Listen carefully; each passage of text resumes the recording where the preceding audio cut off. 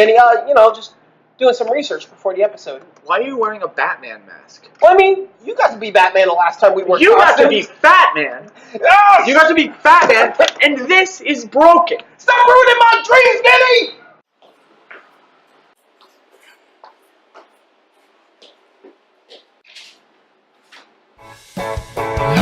It's Dissecting Fiction with Vinny Murphy and Peter Patrizzo. Today on Dissecting Fiction, The New 52.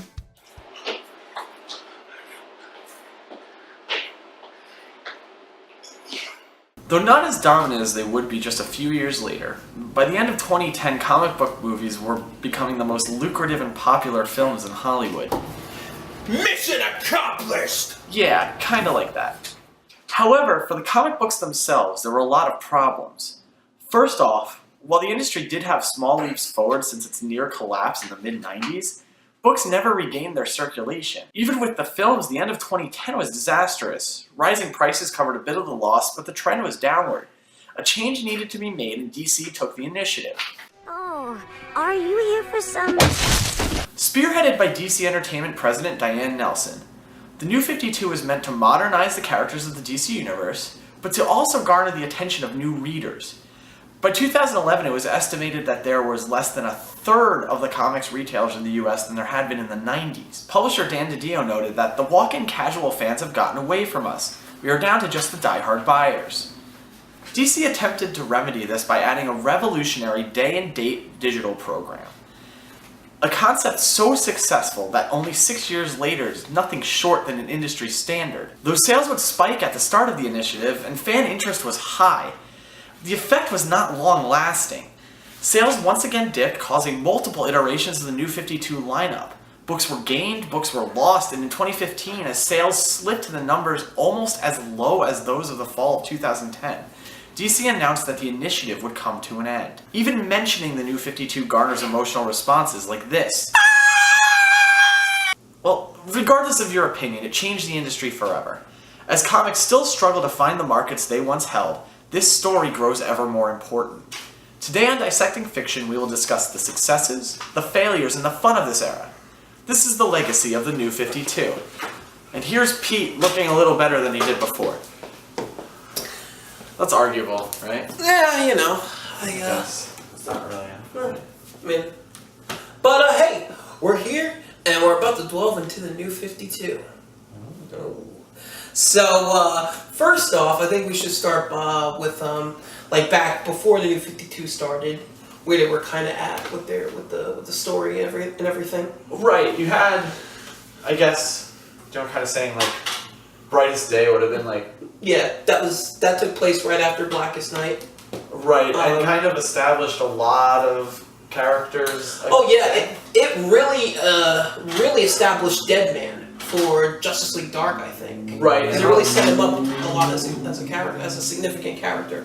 Right, it also brought back in Swamp Thing, Constantine in the DCU. A couple of the Alan Moore characters who had gotten lost in the shuffle. It's not really a shuffle, they're sort of intentional loss, right? Yeah. So the event that really sets off all this is Flashpoint. The Speed Force allows the Reverse Flash to travel through time. We have to find out what he changed and change it back before they kill everyone on the planet.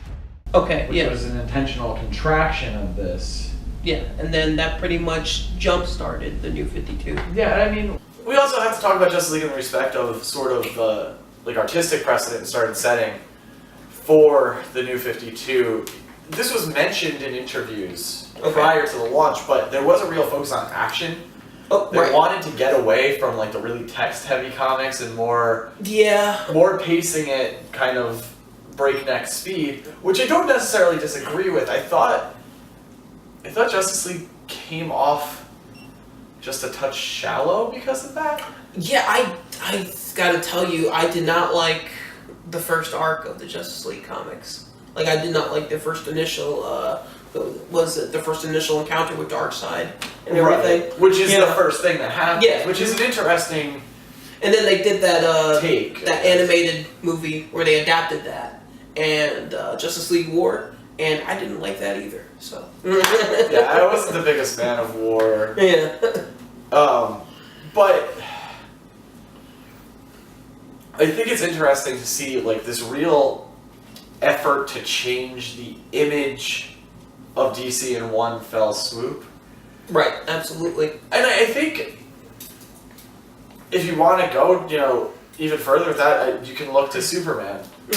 I started reading a little bit of action, but when they started getting like more to like Superman when he was when he started becoming like a young adult and everything, I kind of like started getting out of it a bit, because then you get more to the new 52 Superman, which a lot of people didn't like, including myself. Yeah, I definitely preferred the earlier issues where it was sort of that like we were saying, the like year one aesthetic. Yeah. And it was very like anti-establishment Superman, which I thought was cool. Right. And wasn't really contrary to anything that had come before. I actually wrote a piece for the site that'll kind of deal with that a little bit about what was done. Keep an eye out for that, everyone. But I think it did sort of lose its footing when it kind of got closer to like that prime timeline for New 52, which at the time was still kind of confusing when anything was taking place.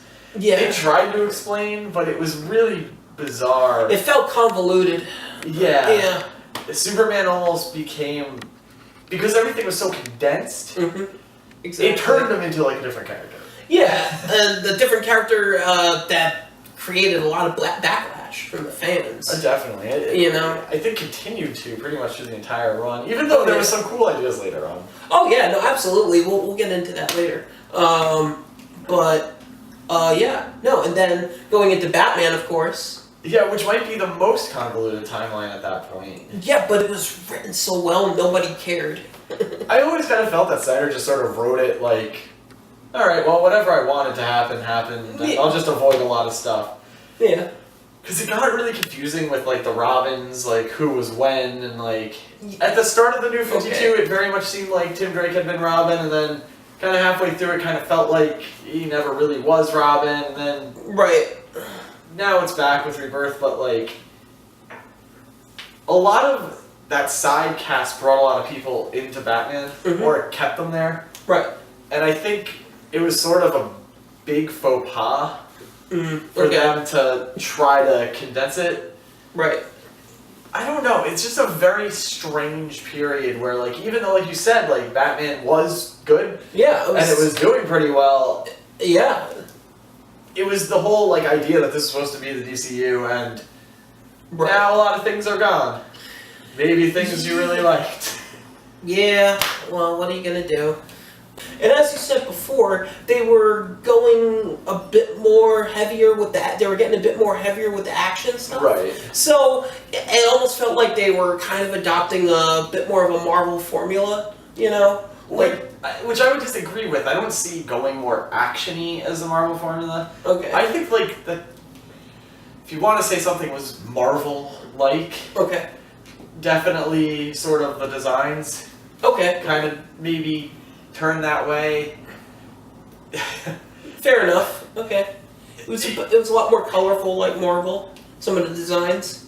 Right. A bit more brighter. And not to dump on Marvel, I think maybe the reason people kind of had that in the back of their head was almost this disregard for history that Marvel sometimes seems to have. Yeah. Where they don't really seem to care about making sure that continuity functions as much as DC had in the past. Maybe that's why it felt a little reminiscent of that, but I wouldn't say turning up the action is. I think, in fact, I would say turning up the action is kind of one of the things that they should still sort of hang on to just a little bit. Yeah.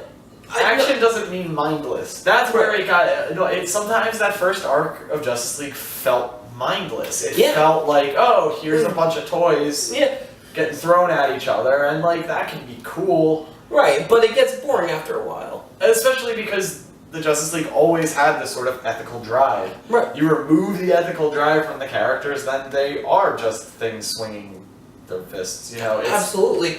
Yeah, no, it really kind of, like, it really didn't focus that much on the philosophical nature of the writing. I felt like that was a bit more absent in that run. Right, no, and I totally agree. And I think that's sort of like I said, Justice League very much sets the tone Right. for the New 52, and so like while there are books, they're coming out. Wonder Woman, another one that was pretty cool. Aquaman. All of them had followings. All of them had these like really nice, consistent stories. Mm-hmm. It wasn't the majority of the books running like that, Right. and when you set the tone with Justice League, and it's this like hard and fast sort of mindless Justice League, you have a bunch of writers scrambling to try to figure out what the heck they're supposed to do. And Yeah.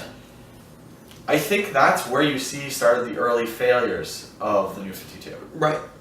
Right. And also, towards the end of the New 52 Justice League run, I feel like they fixed a lot of things with the God arc, where essentially Darkseid comes back again and fights the Anti-Monitor, who has the anti-life equation within him. And on top of that, all the Justice League characters start becoming gods. Like Batman gets the God chair. That's the chair that tells him there's 3 Jokers and all that. Then you have Superman. Spoilers. Well, come on, guys. Then you know, Superman became, of course, the God of Strength. Flash became the God of Death because he actually merged with Black Ranger. Right? That's the name of the character, right? Racer. Black Racer. God. Sorry, guys. Sorry. Forgive me. It's been a while since I've read it. The Flash actually merges with Black Racer and becomes God of Death. So you got all the Justice League characters becoming these gods, and they're learning how to cope with these newfound powers. And I feel like that's what was missing in the beginning. And then it changes like 2 months later. Yeah, exactly. And then Superman dies. Yeah. So much for that. It's a good book end for the Justice League is we finally got it back. Yeah, fine. We're gonna change. Yeah. On location. Well, we've been talking a lot about the past today, but now we're going to take a look at the current comic scene with Chris Barchuk from Funny Business in Nyack, New York. So Chris, what are some books that are doing especially well these days? Right now, anything Batman. Killing it. Right now, War of Jokes and Riddles selling really, really well. The Nightwing series is doing really well, along with the New Order miniseries, all selling really well for me right now. X-Men books have been doing pretty good, better than they've definitely been doing in the past. But Metal is just killing it right now. The one-shots are doing well. The main miniseries is doing well. Even the tie-ins are doing well. I mean, the Teen Titans crossover is already selling for $12. A lot of what you mentioned, if you guys check out our Facebook page, I do a weekly comic pick, and a lot of these books are showing up there. So if you're looking for a little more information on each of these, you can definitely find some there. And I really couldn't recommend Batman more. We love Batman. Know. We all love Batman. Batman has just been great last few months. Yeah. So Chris, what are some books that aren't doing as well as maybe they were expected to do? Surprisingly right now for me, at our store, Legacy so far, not doing great. Had a bunch of people turn it down because of the price of it. Right. It's a shame because the book is awesome. I really think it's like one of the better Marvel books that we've had in quite some time. I'll agree with you on better Marvel books. Yes, not saying the best book that's been out, but it's one of the better Marvel books that we've had out. Jason Aaron knocks it out of the park like he always does. Thor's the best book that Marvel has out right now, and he continues it on this book, but the price point, killing it for me. Okay. Yeah. Another underperforming book, I think. Image Comics, Mage.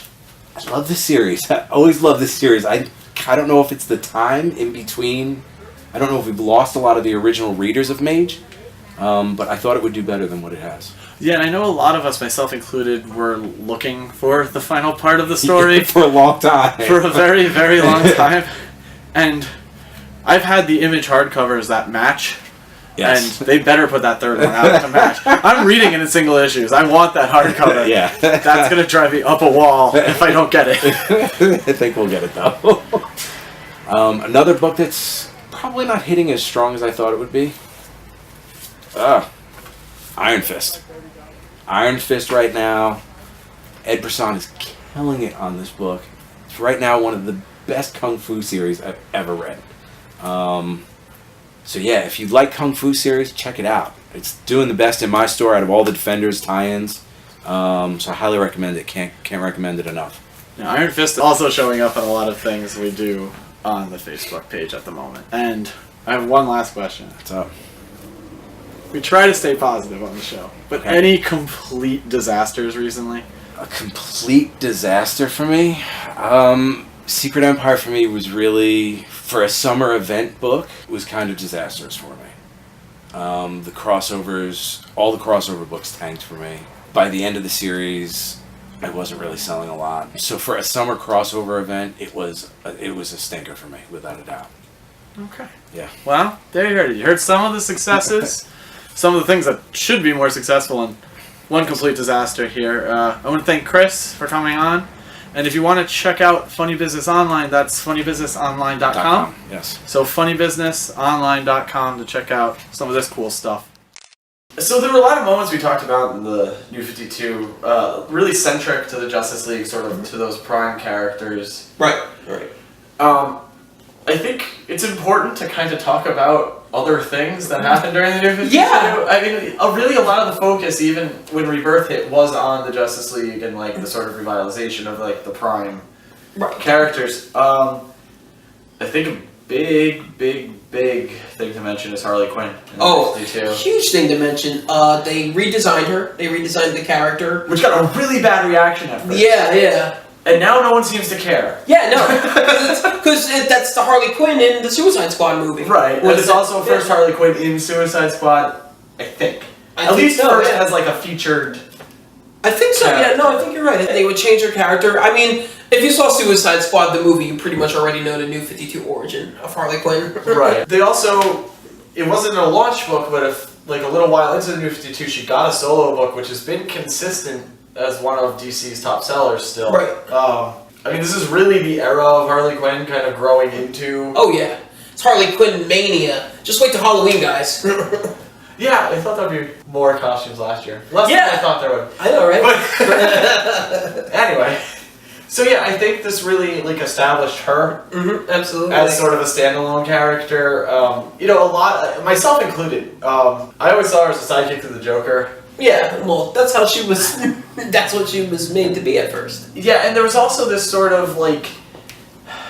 There's a very different character that was being used before the New 52 almost of Harley Quinn. This more sort of pathetic underling. Yeah. And then they changed it without really saying anything, and that threw a lot of people off. I think the character's almost an entirely different character now. Which happens to superheroes. She definitely has more ferocity to her. And I think more... She's definitely her own persona now, as opposed to being a sidekick. Oh yeah, absolutely. She definitely came into her own in the New 52, I feel. And then, I guess I'll mention Lobo. I mean, you can. I think there's definitely a story there. Yeah. Well, for those of you who care, like myself, but if you grew up in the 90s like me, first I just want to set the scene real quick, just a minute. When I was a kid, there was a commercial that I'd always see for Zap Comic Books in Wayne, the local comic book store by me. And in the commercial, Lobo would pop up and say, "This ain't your daddy's comic books, fanboy." And of course, me as an impressionable young child would see this and go, "Oh, who's that?" And I would go to the comic book store and ask them, and I go, "Oh, that's Lobo." And of course, I was introduced to one of the greatest characters DC has ever created. Can I stop you for 1 second? It also said, the greatest heroes. It didn't say heroines, and the most outrageous villains. Yeah. Tough for TV in the universe. Yes, I watched that commercial a lot. Yeah, so, oh man, I love that. But it is on YouTube. It is. I watched it. Yeah, it's not. I haven't seen it with Zap Comics. I saw it with something else. Oh no, really? Oh yeah, the one I saw it with was Zap Comics in Wayne. Yeah. I guess it was like a package they sent to people. Yeah. But regardless, anyway, so I grew up with 90s Lobo, my favorite Lobo. But when New 52 came along, they were like, let's give Lobo the Twilight treatment, is what I like to call it. and let's make him thinner, let's make him prettier, let's give him a haircut, and let's have him have some type of love interest. I hated New 52 Lobo. I'm sorry, but I cannot say one nice thing about it. The only nice thing I could say about New 52 Lobo is now he's frozen on a shelf on Brainiac's ship. I couldn't be happier about that. Keep him on the shelf. Keep him on the shelf. I'll agree with keeping him on the shelf. Yeah, this is getting lame. I tried to read that run. I didn't hate it from like the get-go, and honestly, like it kind of was what it was. I just didn't understand why it happened. Yeah, no, I didn't understand the point of you have a character Lobo, which you're selling the book on, that you have fans of, that they have, like, you know, and then you do like they very much like insulted the old Lobo, and it was very. They did. It pissed me off. Like that's how I felt reading it. At that point, that's how I felt reading it. One thing I really wanted to bring up was just prior to the New 52 starting, and during the New 52, there's a lot of injection of Wildstorm. Right. I can't help but feel like plans must have been thrown out when books died. Like, Voodoo was a Wildstorm book, that died pretty quick. Right. I don't think Stormwatch lasted all that long. No. I can't help but feel like there was going to be some kind of big event leading to, like, Wildcats launching or something like that. Especially because the Damonites weren't Superman. Okay, right. Superman was fighting Hellspawn. Yeah. It just seemed like there was a bigger plan coming together that never got to because of how poor sales were.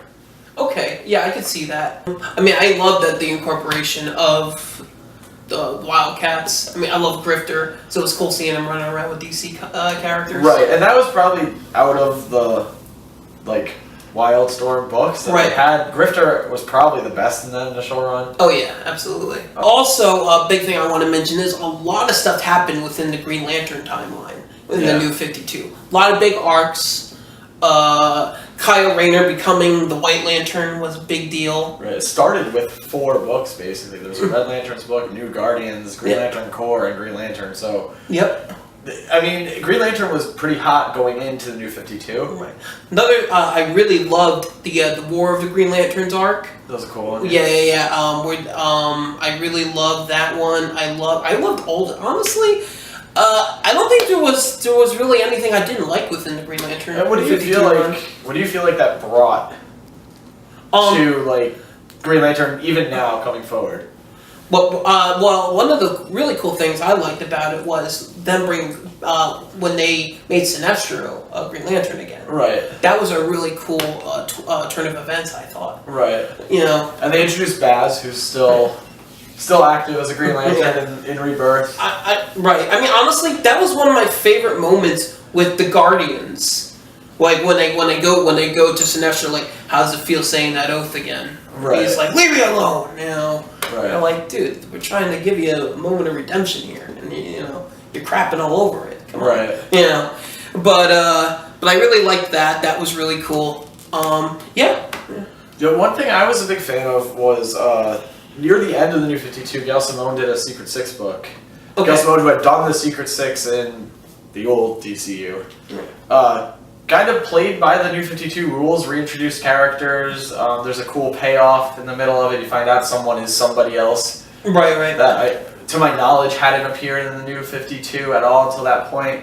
Okay. And it really ends like it's a nice run. I felt like it was getting no attention as the New 52 was ending. Because it did go into the DCU. Right. The DCYOU thing, which was kind of the buffer between the New 52 and Rebirth. Right. But I thought that was like a pretty underrated title for its time.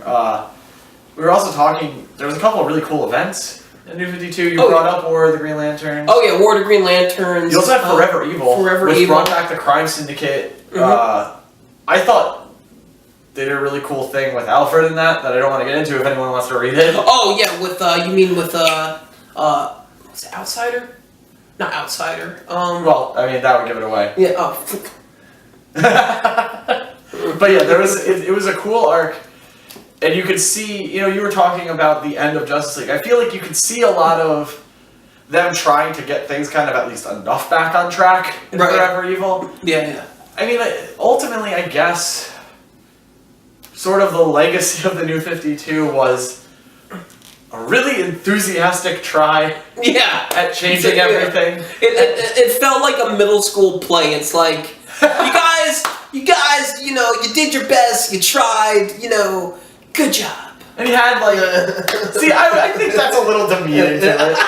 I think there was plenty of good in it. Oh yeah, okay, fair enough. It was just super confused. Okay, it was this confused era where there seemed to be no ethics to the DCU. There seemed to be no rules. At certain points, there seemed to be no continuity.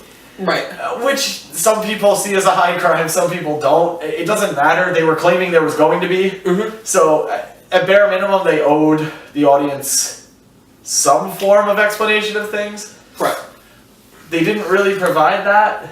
No, they didn't. And then by the time where it felt stabilized, like we were saying with Superman, it was a different character. Yeah, And which a lot of people, including myself, didn't really care much for. Right, not even just care much for it. Part of the reason, any of these names mean anything is that attachment. Right, absolutely. And if you're going to give everyone an excuse not to care, that's $4 you don't have to spend. You know? Absolutely. Mm-hmm. But it was an interesting time. Yes. In the end, we got some great stuff, and we got a great jump off point into what I consider one of DC's best runs in a long time, Rebirth. I accidentally poked him. Did you see that? It happens. It's all right. Don't tell anyone. Okay. Dissect this. Pete here. On August 31st, 2011, a new era of the DC Universe saw the light of day. Though not all successful, the first wave of the New 52 had some of the most interesting titles and teams ever brought together, combining established stars like Rob Liefeld and Jeff Johns with up-and-coming talent. Let's take a look at the first wave and some of its notable titles. Aquaman #1, written by Jeff Johns, with art by Ivan Reyes, brought the character to the forefront of the DC Universe and finally made the submarine superstar cool. Or cool again. Or maybe he was always cool and you just weren't paying attention. Did you think of that? Huh? Sorry, I get worked up about Aquaman. Jeff Johns, Screen Rant, July 2017. It's how I connect with people. Because if I like Aquaman and someone else says, "Oh my god, I like Aquaman too," it's cooler. If someone says I like Batman, well, everyone likes Batman. Batman the Dark Knight #1. Written by David Finch with art from Finch and Jason Fabok. Though not as popular as Snyder and Capello's run on Batman, The Dark Knight was a dark and twisted take on Gotham and its denizens. Check it out if you want a Batman story that borders on an R rating, especially when Greg Hurwitz takes over later in the run. David Finch, IGN, September 2011. It's Batman with no limits, and everything that I could possibly want to draw. I just wanted to take the lid off of the book. Wonder Woman #1 by Brian Azzarello and Cliff Chiang reintroduces Diana as less of a champion of hope and more of a goddess of war. Diana's New 52 adventures focused on the Greek pantheon and featured a harsher version of her history. One of the best reviewed titles at release, their 35-issue run retains a strong fanbase to this day. Frankenstein, Agent of Shade. Backed up by Alberto Ponticelli on art, now bona fide superstar Jeff Lemire took a look at one of DCU's least utilized characters. Though Lemire would only stay on the title for 9 issues, it is a great example of Lemire's early DC work and a fun ride. It simply doesn't get as much love as his Animal Man run either, which is a shame. Jeff Lemire, USAToday.com, September 2011. Basically, he's the perfect straight man for me. You just surround him with as many crazy, over-the-top characters as you can. It's endlessly funny to see someone do something crazy or stupid around Frankenstein, and him just reacting by grunting and chopping something's head off. Red Hood and the Outlaws, #1, Scott Lobdell and Kenneth Rocafort, bring us one of the biggest conceptual successes of the New 52. Jason Todd had already gained a lot of new fans through the Red Hood persona, but here he gets to let loose as the DCU's premier vigilante. I mean, outside of the vigilante. The DCU's premier vigilante. The vigilante outside of the guy who is named Vigilante. Yeah. So that about does it for the show today. Be sure to follow us, like us, share us, everything you can. We're all over social media. Everywhere. Just look for Dissecting Fiction. You'll find us. Absolutely. So, are you happy now? I mean, I guess I got to dress up like Batman. That was cool. Well, next time we're doing Evil Dead.